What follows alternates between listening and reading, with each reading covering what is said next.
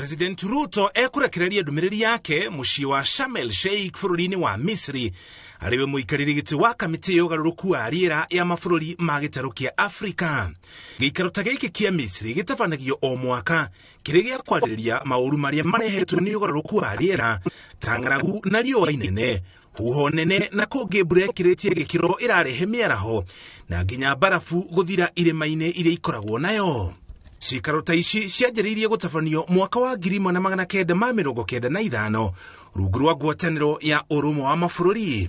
Gũkũ bũrũri-inĩ, President Ruto akoretwo mũhari-inĩ wa mbere kwarĩrĩria ũhoro wa bũrũri wa Kenya gũkorwo mũhari-inĩ wa mbere kũgacĩrithia marĩa matũrigicĩirie, akĩũria mũingĩ ũnyitanĩre na thirikari kũmenyerera na kũgacĩrithia mĩtitũ ĩrĩ ta njĩra ĩmwe ya kũgitĩra ihumo cia maĩ na gũtheria rĩera.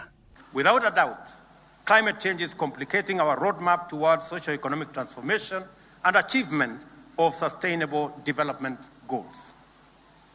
As we seek short-term measures to respond to the evolving situation, I have directed that a long-term and sustainable solution to the planetary challenges be put in place. The ultimate solution includes greening our country to more than 30% of tree cover by 2032.